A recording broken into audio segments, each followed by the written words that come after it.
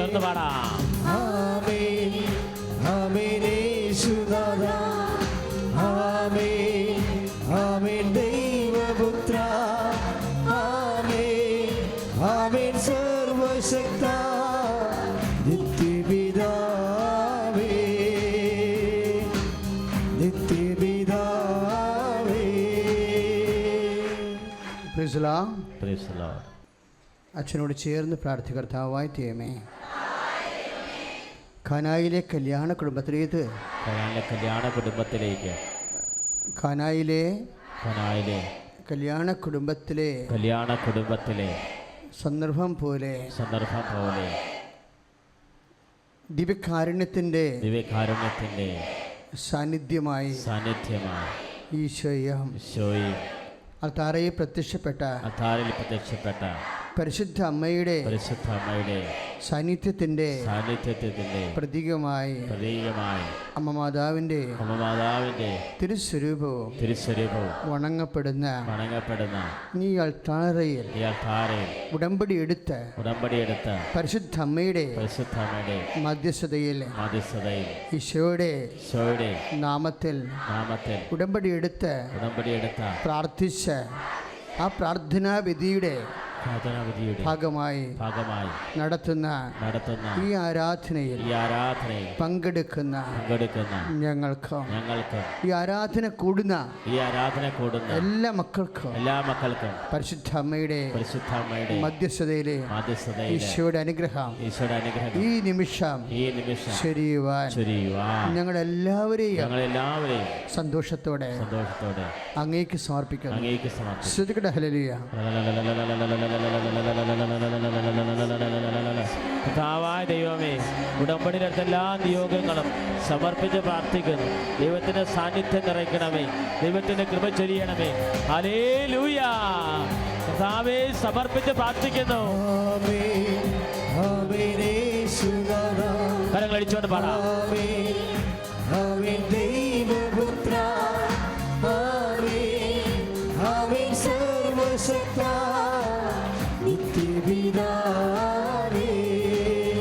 എല്ലാവരും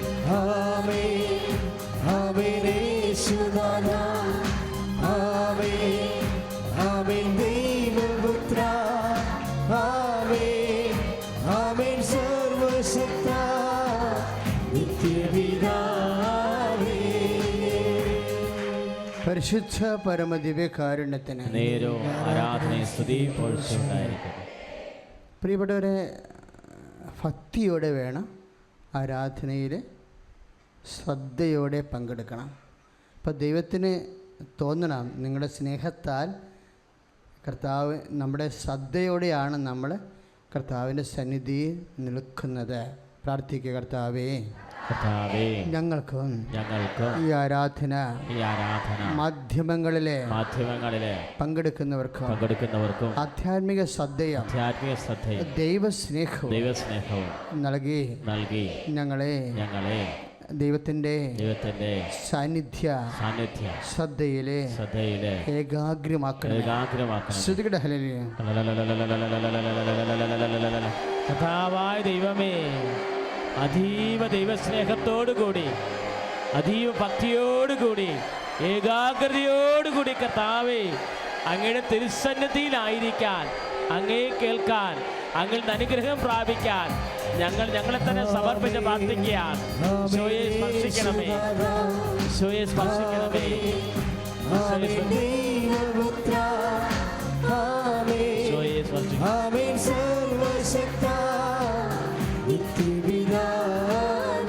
എല്ലാവരും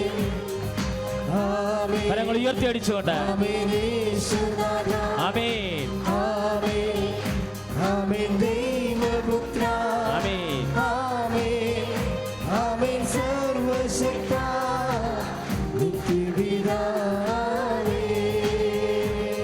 പരിശുദ്ധ പരമദിവ്യകാരുണ്യത്തിന് നേരവും ആരാധനയും സ്തുതിയും പൊഴിച്ചുകൊണ്ടായിരിക്കും.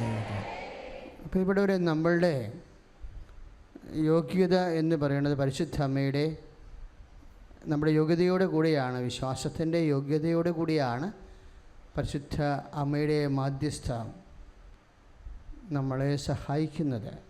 അപ്പം അതുകൊണ്ട് ആ KK മാത്യു അല്ലേ, അദ്ദേഹത്തിൻ്റെ സാക്ഷ്യം ഞാൻ വളരെ ശ്രദ്ധിച്ചിരുന്നു. അദ്ദേഹത്തിൻ്റെ സാക്ഷ്യം മകളുടെ സ്വിറ്റ്സർലൻഡിലെ വിസയുടെ സാക്ഷ്യം റിജക്റ്റ് ചെയ്തതാണ്. കാര്യം അവിടെ രാജ്യത്തിൻ്റെ നിയമം വിസ ലഭിക്കുന്നതിന് ഓപ്പോസിറ്റായി പോയത്, എതിരായി പോയത് കൊണ്ടാണ്. അപ്പോൾ അത് സങ്കടമായിട്ട് അച്ഛനോട് പറയുമ്പോഴേ അച്ഛൻ എന്നാ മറുപടി പറഞ്ഞ് ആശ്വസിപ്പിക്കണത്, അമ്മയ്ക്ക് ഒരു രാത്രി മതി ഇത് ചേഞ്ച് ചെയ്യാൻ അല്ലേ. അതെന്ത് ഉദ്ദേശത്തിലാണ് അങ്ങനെ പറയണത്? അമ്മയ്ക്കൊരു രാത്രി മതി ഈ നിയമം ചേഞ്ച് ചെയ്യാൻ, അതാണ് അച്ഛൻ പറയണത്. അതിങ്ങനെ ചിന്തിച്ച് യുക്തിപരമായിട്ട് പറയണതല്ല. ഉടമ്പടി ഉപദേശങ്ങളെല്ലാം യുക്തിയിൽ നിന്ന് വരണതല്ല, അത് ദൈവത്തോടുള്ള സ്നേഹത്തിൽ നിന്നുള്ള അവലംബങ്ങളിൽ നിന്ന് വരണതാണ്. കർത്താവ്, ഞങ്ങൾക്ക് നീ അല്ലാതെ വേറെ ഒരു മാർഗമില്ല, നിയമം ചേഞ്ച് ചെയ്യാൻ അങ്ങേക്ക് കഴിയുക, അമ്മ അതിനുവേണ്ടി മധ്യസ്ഥം വഹിക്കും. സമയമായില്ലെന്ന് പറഞ്ഞാൽ അമ്മ മധ്യസ്ഥം വഹിച്ചിട്ട് സമയം ചുരുക്കും. അതാണ് അങ്ങനെ പറയണത്. കാര്യം ഉടമ്പടി സമയ ചുരുക്കത്തിൻ്റെ പ്രാർത്ഥനയാണ്. അപ്പം നമ്മൾ അതിൻ്റെ ഉപവാസങ്ങളിലും അതിൻ്റെ ഉടമ്പടി അനുഷ്ഠാന മാർഗങ്ങളിലാണ് നമ്മുടെ ആധ്യാത്മിക വിശ്വാസ ജീവിതം ക്രമപ്പെടുത്തിയിരിക്കുന്നത്. അതുകൊണ്ടാണ് ഞങ്ങൾ കുറച്ച് കർക്കശം കാണിക്കുന്നത് നിങ്ങളോട്. ഉടമ്പടി ഒരു സ്വഭാവ രൂപീകരണ പ്രാർത്ഥനയാണ്. ഉടമ്പടി ഒരു സ്വഭാവ രൂപീകരണ പ്രാർത്ഥന. ഇപ്പോൾ അതിൽ വരുന്ന രണ്ടാമത്തെ വിഷയം എന്താ? അപ്പോൾ ഒരു മാസം കൊണ്ട് ഇൻ്റർവ്യൂവിന് ഓർഡറാകും. 3 മാസം ആണ് പറഞ്ഞിരിക്കുന്നത്, അത് ഒറ്റ മാസം കൊണ്ട് ഇൻ്റർവ്യൂവിന് ഓർഡറാകും. അപ്പോൾ വേറെ ഒരു പ്രശ്നം വരും. എന്താ അടുത്ത പ്രശ്നം? ഇൻ്റർവ്യൂവിന് ദുബായിലാണ് ഇൻ്റർവ്യൂ ഫിക്സ് ചെയ്തിരിക്കുന്നത് അല്ലേ. അപ്പോൾ അപ്പന് പാസ്പോർട്ടില്ല. ആ കേസ് ഹിസ്റ്ററി നല്ല രസമാണ്. അപ്പന് പാസ്പോർട്ടില്ല എങ്കിലും ശരി, മകളുടെ കൂടെ പോകേണ്ടതല്ലേ എന്ന് വിചാരിച്ചുകൊണ്ട് അപ്പൻ ഹാർബറി ആയിട്ട് പാസ്പോർട്ട് റെഡിയാക്കുന്നത്. അപ്പോഴെങ്കിലും അമ്മയോട് പറയും, അമ്മേ എനിക്കിങ്ങനെ പോയൊന്നും പരിചയമില്ല, ഇതൊരു ഇൻ്റർവ്യൂവിന് വേണ്ടിയാണ് നമ്മൾ പോണത്, അത് കിട്ടാനും കിട്ടാതിരിക്കാനും സാധ്യതയുണ്ട്, അമ്മ എന്താണെന്ന് വെച്ചാൽ തീരുമാനിക്കണമെന്ന് പറയും. ഉടനെ അമ്മ തീരുമാനിക്കും, സ്കൈപ്പ് ഇൻ്റർവ്യൂ മതിയെന്ന് തീരുമാനിക്കും. അതെന്താണ്? സ്ഥലമാണ് അവിടുത്തെ പ്രശ്നം. സ്ഥലം ചേഞ്ച് ചെയ്യും. ആദ്യം എന്താണ് ചേഞ്ച് ചെയ്യണത്? സമയം. പിന്നെ എന്താ ചേഞ്ച് ചെയ്യണത്? സ്ഥലം. വീട്ടിൽ വെച്ച് തന്നെ ഇൻ്റർവ്യൂ ചെയ്താൽ മതിയെന്ന് പറയും. അത്രയേ ഉള്ള കാര്യം. ഈ സ്ഥലവും സമയവും ഉടമ്പടിയുടെ ഒരു പ്രധാനപ്പെട്ട ചേഞ്ചിങ് ഫാക്ടറാണ്. ദൈവം ഇൻഫ്ലുവൻസ് ചെയ്യുന്ന ഫാക്ടറാണ്. പഴയ നിയമത്തിലെ സ്ഥലവും പുതിയ നിയമത്തിലെ സമയവുമാണ്. അപ്പോൾ അത് വളരെ കൃത്യമായിട്ട്, അതാണ് ഉടമ്പടി കൃത്യമായിട്ട് പഠിക്കണമെന്ന് പറയണത്. പഴയ നിയമത്തിൽ സ്ഥലമായിരുന്നു പ്രശ്നം മുഴുവനും. എന്താണ്? മോസസ് സിനായി മലമുകളിൽ കണ്ണീരിടാൻ കാരണം എന്താണ്? അപ്പാ ആ സ്ഥലം നമുക്ക് അനുകൂലമല്ല. അപ്പാ വാഗ്ദാന നാട്ടിലേക്ക് നീ കാണിച്ചു തരുന്ന സ്ഥലത്തേക്ക് പോകണമെങ്കിൽ അവിടെ ഇടയ്ക്ക് വെച്ച് ജെറീക്കോ രാക്ഷസന്മാരുണ്ട്, അവിടെ പ്രതിരോധിച്ച കുറേ പേര് ഞങ്ങളെ കൊന്നു കളയും. പിന്നെയും പോയാൽ ജോർദാൻ നദി വട്ടം കിടക്കുകയാണ്, ഒഴുകണം. കൊയ്ത്തുകാലത്ത് കരകവിഞ്ഞൊഴുകിയ ഈ പെണ്ണുങ്ങളെയും കുഞ്ഞുങ്ങളെയും കൊണ്ട് എങ്ങനെ നീന്തും അപ്പാ എന്ന് ചോദിക്കും. അതൊക്കെ വലിയ സങ്കടകരമായ യാത്രയല്ലേ, കുഞ്ഞുങ്ങളെയൊക്കെ കൈക്കുഞ്ഞുങ്ങളെയൊക്കെ വെച്ച് നീന്തണ്ടേ. അപ്പോഴേ ഈ വാഗ്ദാന നാട് പ്രാപിക്കുമ്പോൾ ഞങ്ങൾ ആരവശേഷിക്കാനപ്പ? എല്ലാം ചത്തം കെട്ടും പോകും. ഞങ്ങൾ തിരിച്ചു പോകുന്നുവെന്ന് ജനങ്ങൾ കണ്ണീരോടെ പറയും. അപ്പോഴപ്പാ പറയും, തോക്കണ്ട മക്കളെ എന്ന് പറയും. ജീവിതത്തിൻ്റെ പ്രാരാബ്ധത്തിൻ്റെ മുമ്പിൽ നിങ്ങളെ തോക്കാൻ ഞാൻ അനുവദിക്കത്തില്ല. I will come with you, ഞാൻ നിൻ്റെ കൂടെ വരും. കൈയടിച്ച് കിടത്താണ്. കരങ്ങൾ ഉയർത്തിക്കൊണ്ട് ശ്രദ്ധിക്കട്ടെ. ഹല്ലേലൂയ. ആദ്യമായി പരിശുദ്ധ അമ്മയ്ക്കും തിരുക്കുമാരനും ഞാൻ 1000 നന്ദി പറയുന്നു. എൻ്റെ പേര് നിമ്മി.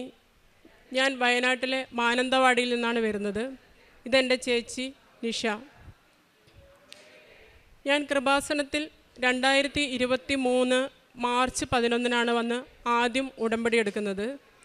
ഉടമ്പടി എടുക്കാനുണ്ടായ ഒരു സാഹചര്യം എന്ന് പറയുന്നത്, എൻ്റെ രണ്ടാമത്തെ മോൻ്റെ ഡെലിവറി കഴിഞ്ഞതിന് ശേഷം എനിക്ക് രാത്രിയിൽ ഉറങ്ങാൻ പറ്റാത്തൊരവസ്ഥയുണ്ടായി. രാത്രിയാകുമ്പോൾ വല്ലാത്തൊരു പേടിയായിരുന്നു, ഉറങ്ങാനേ കഴിയുന്നില്ലായിരുന്നു. അങ്ങനെ ആ സമയത്ത് എൻ്റെ ആൻറ്റിയാണ് എന്നോട് വന്ന് പറഞ്ഞത്, ആലപ്പുഴയിൽ കൃപാസനം എന്ന് പറഞ്ഞൊരു സ്ഥലമുണ്ടെന്നും അവിടെ പോയി പ്രാർത്ഥിച്ചാൽ നിൻ്റെ അവസ്ഥ മാറുമെന്നും എന്നോട് പറഞ്ഞു. അതനുസരിച്ച് ഞാനിവിടെ വന്നു ഉടമ്പടി എടുത്തു. ഉടമ്പടി തൈലം നെറ്റിയിൽ വെച്ച് പ്രാർത്ഥിച്ചു. കുറച്ച് നാൾ കഴിഞ്ഞപ്പോൾ ആ അവസ്ഥ എന്നിൽ നിന്ന് വിട്ടുമാറി.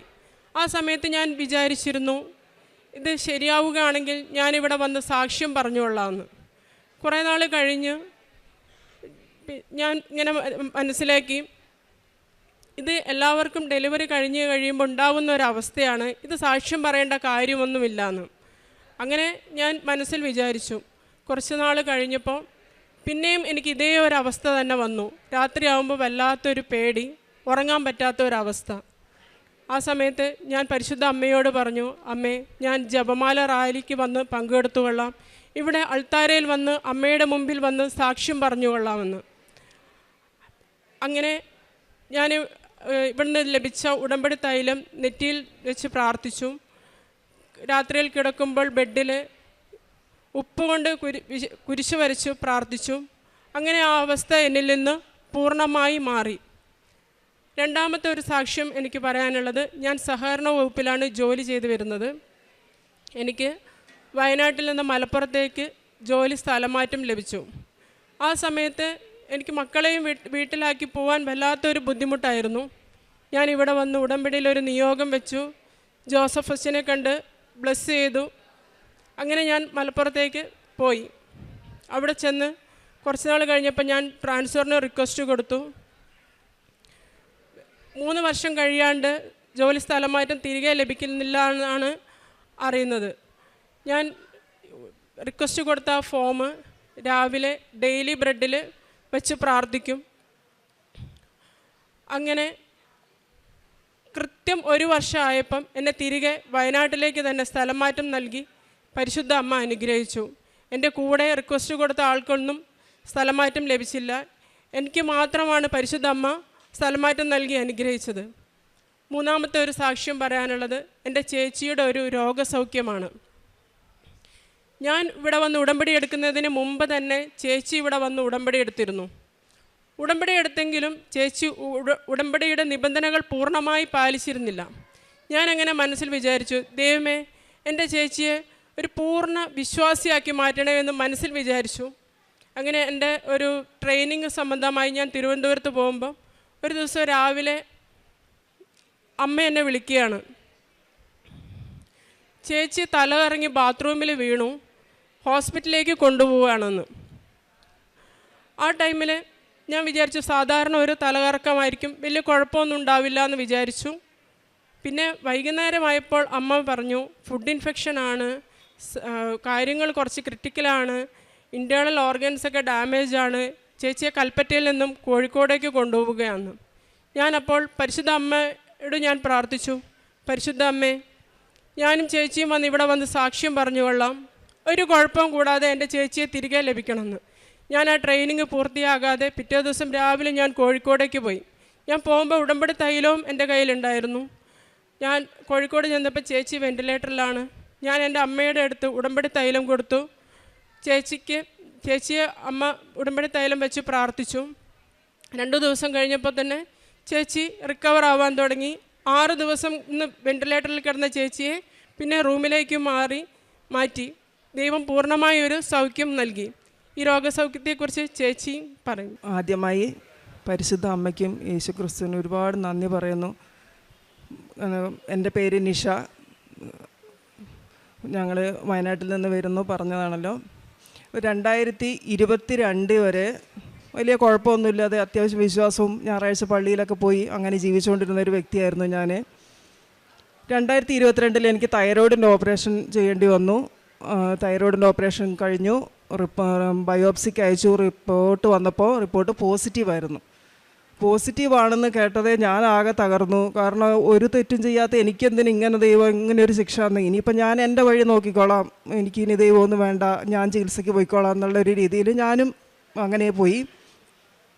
അങ്ങനെ ട്രീറ്റ്മെൻറ്റിന് പോയതോടുകൂടെ ഞാൻ ആകെ എന്താ പറയേണ്ടതെന്ന് വെച്ചാൽ ഫുള്ള് ശരീരം മുഴുവൻ നീര് കയറി ഒരു കണ്ണിനൊക്കെ ഒരു വര മാത്രമേ ഉണ്ടാവുള്ളൂ. ഓരോ ദിവസം ചെല്ലും തോറും ശരീരമൊക്കെ അങ്ങനെ വീർത്ത് ഭക്ഷണം കഴിക്കാൻ പറ്റില്ല, ഒരു ഗ്ലാസ് വെള്ളം കുടിക്കാൻ പറ്റില്ല. അങ്ങനെ ഭയങ്കര ഒരു അവസ്ഥയിൽ ഞാൻ ബുദ്ധിമുട്ടുക. അപ്പം ബുദ്ധിമുട്ടുമ്പോൾ 2023 എൻ്റെ അമ്മേനോട് പറഞ്ഞു, ഇങ്ങനെ ആലപ്പുഴ ഒരു കൃപാസനം ഉണ്ട്, നീ ഒന്ന് വന്ന് പ്രാർത്ഥിക്കുമെന്ന് പറഞ്ഞു. ഞാൻ അതുവരെ കേട്ടിട്ടില്ല അങ്ങനെ ഒരു ഇതേക്കുറിച്ച്. ഞാൻ വന്നു, അമ്മയുടെ കൂടെ വന്നു കഴിഞ്ഞപ്പോൾ എല്ലാവരും ഉടമ്പടി എടുക്കാൻ പോകുന്നുണ്ട്. ഞാനും പോയി ഉടമ്പടി എടുത്തു. 90 ദിവസം ഇങ്ങനെ കറക്റ്റ് ദിവസം എണ്ണി ഞാൻ പ്രാർത്ഥിച്ചു.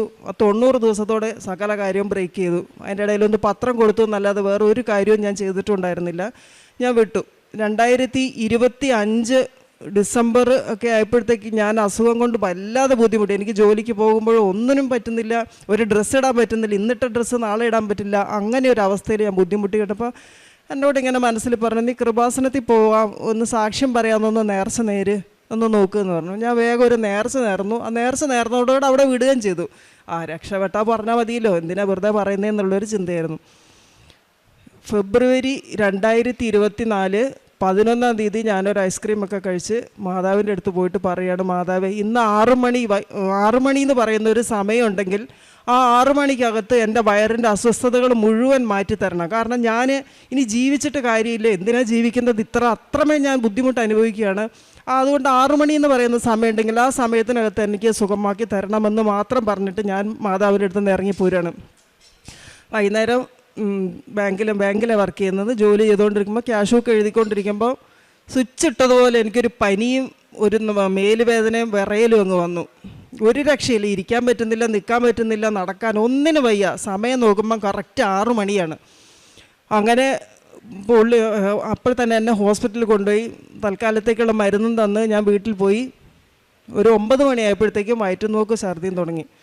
അപ്പോൾ ഞാൻ ഹസ്ബൻഡിനോട് പറഞ്ഞു, ഇന്ന് എൻ്റെ കൂടെ ഏതായാലും കിടക്കണ്ട, ഞാനിന്ന് തന്നെ കിടന്നോളാം, എന്തായാലും ഇടയ്ക്കിടയ്ക്ക് എനിക്ക് ബുദ്ധിമുട്ടുണ്ട്, അപ്പോൾ ഞാനിങ്ങനെ തനിയെ കിടന്നോളാം, നിങ്ങൾ പോയിക്കോ, വേറെ കുഴപ്പമൊന്നുമില്ല എന്ന് പറഞ്ഞു. പുള്ളിക്കാരൻ അപ്പുറത്ത് പോയി കിടന്നു. അങ്ങനെ വയറ്റുനോക്ക് ഛർദിയും കൂടി 5 മണിയായപ്പോഴത്തേക്കും ഞാൻ ബോധം കെട്ട് വീണു. അവർ അപ്പോഴേ ഒച്ച കേട്ട് വന്നു. വേഗം കൽപ്പറ്റ ഹോസ്പിറ്റലിൽ കൊണ്ടുപോയി. ICUലായിരുന്നു. BP ഡൗൺ ആവുകയാണ്, ഒരു വിധത്തിലും അപ്പാവുന്നില്ല. കാലിൻ്റെ തൊട ഞരമ്പ് മുറിച്ച് 4 സ്ട്രിപ്പ് ഇട്ടിട്ടും BP അപ്പാവുന്നില്ല. അതായത് ഒരു മരിച്ച കണ്ടീഷൻ. അവിടുന്ന് പറഞ്ഞു ഒരു രക്ഷയില്ല, വേഗം മിംസിൽ എവിടെയാണെന്ന് വെച്ചാൽ കൊണ്ടുപോയിക്കോ. അങ്ങനെ നേരെ മിംസിലേക്കാണ് കൊണ്ടുപോയി. മിംസിൽ പോയപ്പോഴും ഡോക്ടർമാർ പറഞ്ഞു ഒരു രക്ഷയില്ല, 15% എന്ന് പറഞ്ഞാൽ അതിൻ്റെ അപ്പുറത്തേക്കില്ല. അതായത് ആൾ മരിച്ചു, ഇതിനകത്ത് ഒരു മെഡിസിൻ ഒന്നും കയറ്റാൻ പറ്റില്ല. അപ്പോഴത്തേക്ക് എൻ്റെ ഇൻറ്റേർണൽ ഓർഗൻസ് ഒന്നുമില്ല, വർക്കിംഗ് ഇല്ല. അറ്റാക്ക് 2 എണ്ണം വന്നു, ഒരു രക്ഷയില്ല. അറ്റാക്ക് ആൻജിയോ ചെയ്യണമെങ്കിൽ മെഡിസിൻ കയറില്ല, അതേപോലെ CT സ്കാൻ ചെയ്യണമെങ്കിൽ അതിന് മെഡിസിൻ ചെയ്യാൻ പറ്റില്ല. ഒരു മരിച്ച ഒരാളുടെ ശരീരത്തിലേക്ക് എങ്ങനെയാണ് മരുന്ന് കയറ്റുന്നത് എന്ന് പറഞ്ഞു. ഹസ്ബൻഡ് പറഞ്ഞു വരുന്നത് പോലെ വന്നോട്ടെ, എനിക്ക് എന്തായാലും നിങ്ങൾ എനിക്ക് അവളെ തിരിച്ചു തരണമെന്ന് മാത്രം പറഞ്ഞു. അങ്ങനെ ഈ സമയത്ത് ഞാൻ വെന്റിലേറ്ററിൽ കിടക്കുന്ന ഞാൻ ഒരു ചെറിയൊരു ബോധത്തോടുകൂടെ ഞാൻ എന്നെ ഇങ്ങനെ കുറച്ച് മാലാഖമാരിങ്ങനെ കൂട്ടിക്കൊണ്ട് പോവുകയാണ്.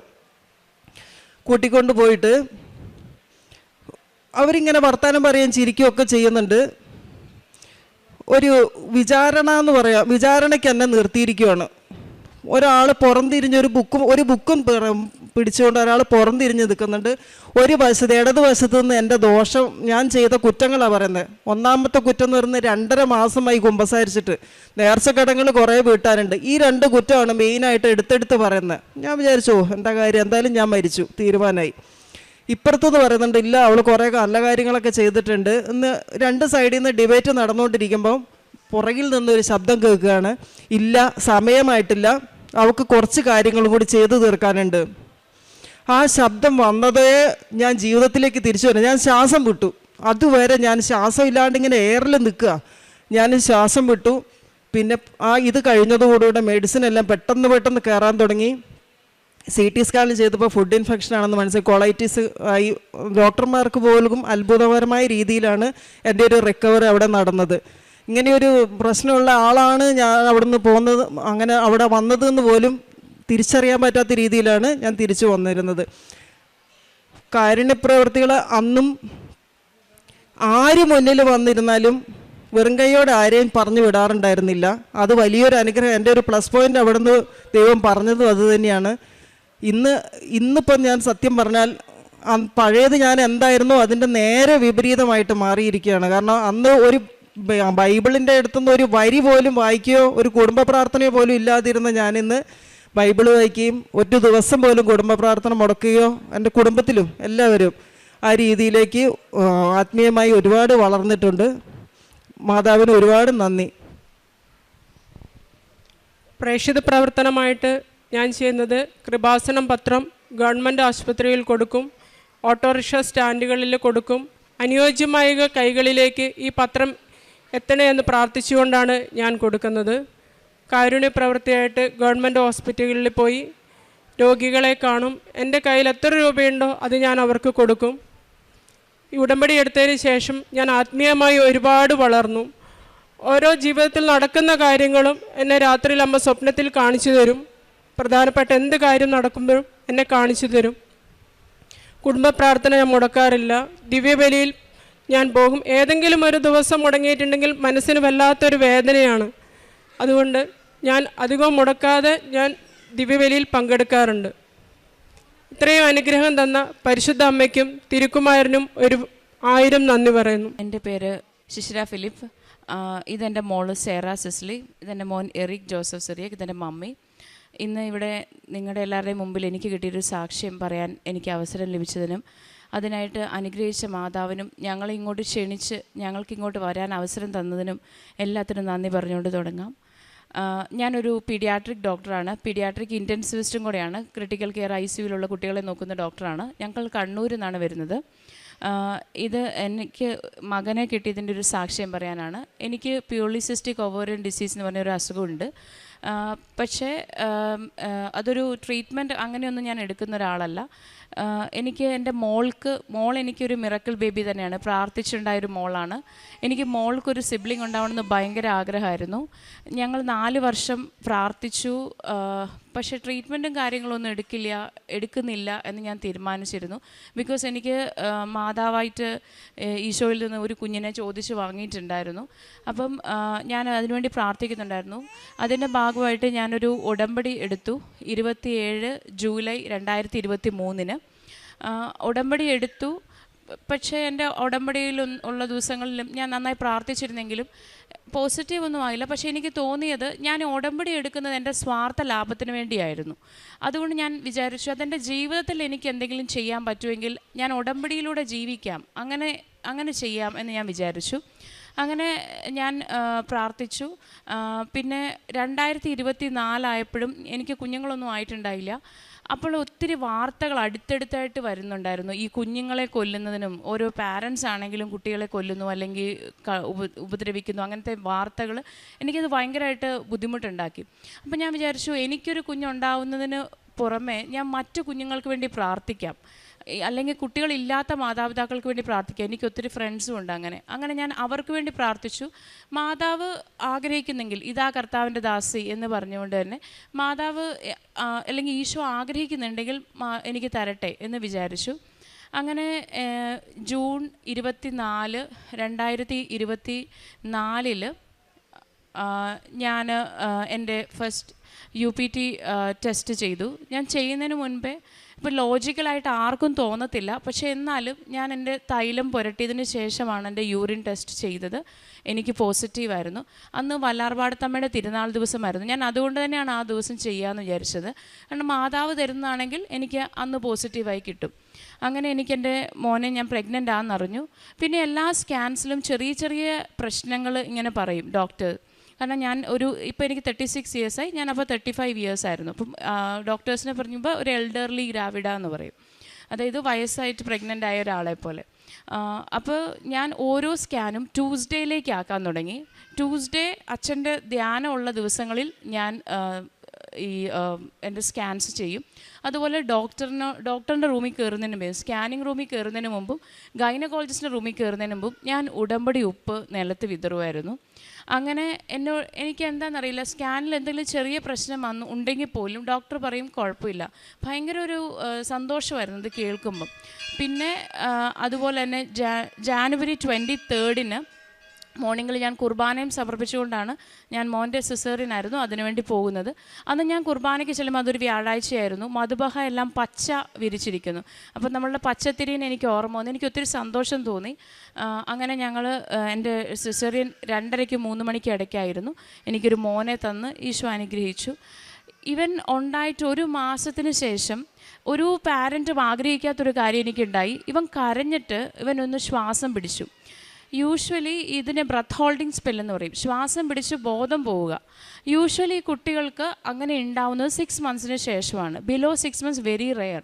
സ്റ്റഡീസ് എല്ലാം വളരെ കുറവേ ഉള്ളൂ. അപ്പോൾ എനിക്ക് ഭയങ്കര ടെൻഷനായി. അന്ന് ഞാൻ ആ സിറ്റുവേഷനിൽ ഞാൻ വിചാരിച്ച് ഞാൻ ശരിക്കും പേടിച്ചു. എൻ്റെ സ്വന്തം കുഞ്ഞിന് ഞാൻ CPR കൊടുക്കേണ്ട വരുമോ എന്ന് പേടിച്ച് ഞാൻ മാതാവേ ഈശോ എന്ന് മാത്രമേ വിളിച്ചുള്ളൂ. ആ വിളിയിൽ എൻ്റെ മോൻ കരഞ്ഞു. അത് കഴിഞ്ഞ് രണ്ടാമത് അവൻ ഉണർവ് പോയെങ്കിലും പിന്നെ ഞാൻ ഹോസ്പിറ്റലിലേക്ക് കൊണ്ടുപോകുമ്പോൾ വണ്ടിയിൽ അവൻ അബ്സല്യൂട്ട്ലി ഫൈൻ. ഞാൻ അന്ന് അഡ്മിറ്റ് പോലും ആയില്ല. പിന്നെ ഞങ്ങൾ തിരിച്ചു വരുന്നു. പിന്നെ വേറെ പ്രശ്നങ്ങളൊന്നുമില്ല. പക്ഷേ ഇവൻ എപ്പോഴും വോമിറ്റിംഗ് ഉണ്ടാവും, എപ്പോഴും ഛർദ്ദിക്കും. അപ്പോൾ എൻ്റെ മമ്മിയുടെ കസിൻസൊക്കെ വരുമ്പോഴും കുട്ടികളിങ്ങനെ ഛർദ്ദിക്കുമെന്ന് ചോദിച്ചു. അപ്പം നമ്മളും അതിനെ കാര്യമായിട്ട് എടുത്തില്ല. കുട്ടികൾക്ക് ഉണ്ടാവുന്ന റിഫ്ലെക്സ് ആയിരിക്കുമെന്ന് വിചാരിച്ചു. അങ്ങനെ അവൻ ഈ കഴിഞ്ഞ നവംബർ 2025 അവൻ വോമിറ്റ് ചെയ്തപ്പം ബ്ലഡാണ് വോമിറ്റ് ചെയ്തത്. അതും ഒത്തിരി ബ്ലഡ് വോമിറ്റ് ചെയ്തു. അതെനിക്ക് നന്നായി എന്നെ പേടിപ്പിച്ചു. പിന്നെ ഞാൻ മൈത്ര ഹോസ്പിറ്റലിൽ പോയി അഡ്മിറ്റായി. അവനെ ട്യൂബ് ചെയ്തിട്ടാണ് സ്കോപ്പി ചെയ്യുന്നത്, OGD സ്കോപ്പി ചെയ്യുന്നത്.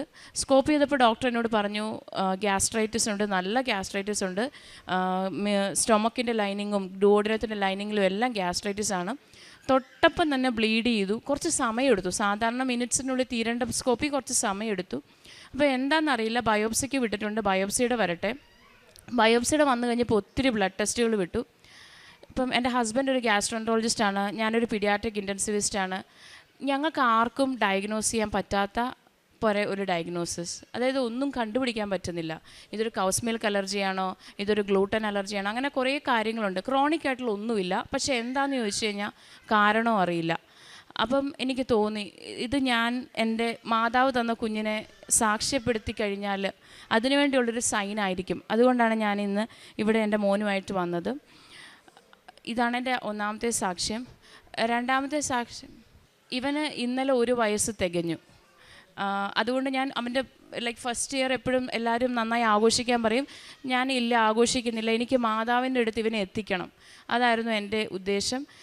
അപ്പം അതുകൊണ്ടാണ് ഞാൻ ഇങ്ങോട്ടേക്ക് ഇന്ന് വന്നത്. എൻ്റെ രണ്ടാമത്തെ സാക്ഷ്യം എന്ന് പറയുന്നത് എൻ്റെ ജോലിയുമായിട്ട് സംബന്ധിച്ചൊരു സാക്ഷ്യമാണ്. ഞാനൊരു പീഡിയാട്രിക് ക്രിട്ടിക്കൽ കെയർ ഫെലോഷിപ്പ് കഴിഞ്ഞിട്ടുള്ളൊരു ഡോക്ടറാണെന്ന് പറഞ്ഞല്ലോ. അപ്പം ഞാൻ തിരിച്ച് ചെല്ലുമ്പോൾ ഞാൻ കണ്ണൂർ ഒരു കോപ്പറേറ്റീവ് ഹോസ്പിറ്റലാണ് ജോലി ചെയ്യുന്നത്. കോപ്പറേറ്റ് ഹോസ്പിറ്റലിൽ ഒരു 3 months 4 months ഒക്കെ കഴിഞ്ഞപ്പം അവർ കുറച്ചൊരു കുറച്ച് കാര്യങ്ങൾ, അതായത് ഡോക്ടറിന് കട്ട്സ് തരാം. അപ്പോൾ എനിക്കെന്തോ അത്ര കംഫർട്ടബിൾ അല്ലാത്ത പോലെ തോന്നി, ഒരു വർക്ക് സ്പേസ് അത്ര സുഖമില്ലാത്ത പോലെ തോന്നി. പക്ഷെ ഞാൻ ഉടമ്പടി ജീവിതത്തിലാണല്ലോ, ഞാൻ ഇതിനായിട്ട് പ്രാർത്ഥിച്ചിട്ടൊന്നുമില്ല. പക്ഷേ മാതാവ് എന്നെ അനുഗ്രഹിച്ചത് എന്താണെന്ന് വെച്ചാൽ ആ മാനേജ്മെൻറ്റേ മാറി, പുതിയൊരു മാനേജ്മെൻറ്റ് വന്നു. ആ മാനേജ്മെൻറ്റിൽ അവർക്ക് നമ്മളൊരു എസെൻഷ്യൽ പാർട്ടാണെന്ന് തോന്നുന്ന പോലെയാണ് ഇപ്പോൾ ഞാൻ ആ ഹോസ്പിറ്റലിൽ വർക്ക് ചെയ്യുന്നത്. ഞാൻ വളരെ കംഫർട്ടബിളായിട്ടാണ് വർക്ക് ചെയ്യുന്നത്. അതുപോലെ എൻ്റെ ചെറിയ ചെറിയ കാര്യങ്ങൾ, അതായത് ഡ്രൈവിങ്, അങ്ങനെ ഓരോരോ കാര്യങ്ങളും മാതാവ് അനുഗ്രഹിച്ച് ഞാൻ നന്നായി ചെയ്യുന്നു. എൻ്റെ ഓരോ കുഞ്ഞുങ്ങൾക്ക് എന്ത് അസുഖം വന്നാലും ഞാൻ തൈലമാണ് പുരട്ടുക ആദ്യം. കാരണം സയൻസിന് ബിയോണ്ടായിട്ടൊരു പവറുണ്ട്, അതാണ് നമ്മുടെ ഈശോനെ ഏൽപ്പിച്ചുകൊണ്ടാണ് എൻ്റെ 2 മക്കളെയും ഞാൻ വളർത്താൻ ആഗ്രഹിക്കുന്നത്. അവർ ജ്ഞാനത്തിലും പ്രായത്തിലും ദൈവത്തിൻ്റെയും മനുഷ്യരുടെയും പ്രീതിയിൽ വളരണം എന്ന് ആഗ്രഹിക്കുന്നു, പ്രാർത്ഥിക്കുന്നു. എൻ്റെ സാക്ഷി ഞാൻ അവസാനിപ്പിക്കുന്നു.